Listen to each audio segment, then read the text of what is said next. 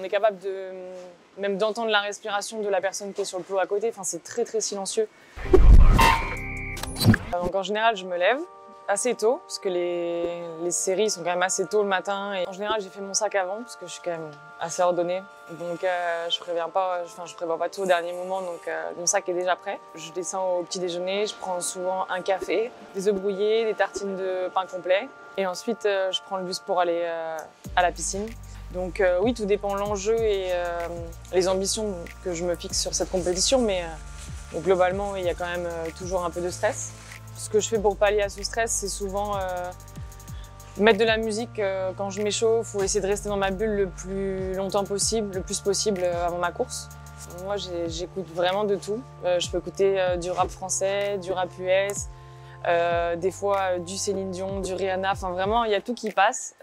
C'est en fonction du mood du moment, de ce que j'ai envie d'écouter et puis de ce qui va me permettre d'être le plus focus aussi et de penser le moins à ce qui va suivre les quelques minutes après. Et sinon, quand je suis à l'hôtel et que je dois éviter de penser à mes courses et tout faire pour penser à autre chose, souvent je lis un livre ou j'aime bien regarder un film ou une série voilà, qui me plaît pour vraiment penser à autre chose. J'aime beaucoup Pretty Woman, aussi Pearl Harbor, Avatar, enfin voilà, des films que j'aime bien me repasser en boucle, que je connais par cœur et comme ça je peux m'en mettre les moments que j'ai envie. La chambre d'appel, c'est un moment assez spécial parce que c'est vraiment 20-30 minutes avant le top départ de ta course, donc les personnes abordent ça différemment. Moi, je suis plutôt partie de ces gens-là qui parlent pas trop et qui sont assez focus et concentrés. Après, c'est quand même globalement assez silencieux où chacun se prépare, règle ses lunettes, met son bonnet, met sa combinaison, remonte sa combinaison, ses bretelles au dernier moment. Déjà, je mets deux bonnets, un bonnet un peu plus détendu, on va dire, et dessus un bonnet coque qui est vraiment un bonnet de compétition et qui est très hydrodynamique. Ouais, j'ai souvent dans mon sac un bracelet qui me fait penser à mon grand-père.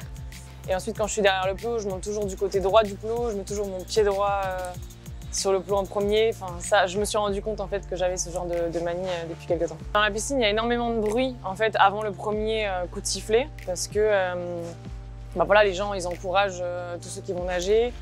Donc énormément d'encouragement, de gens qui sifflent, qui crient. Mais en fait, c'est quelque chose dont on est habitué, on ne remarque pas forcément. Je ne pourrais pas dire si quelqu'un crie mon nom ou je ne vais pas forcément le remarquer. Et je suis vraiment dans mon truc, donc je monte sur le plot. Et en fait, quand on monte sur le plot, il n'y a plus un bruit avant le deuxième coup de sifflet.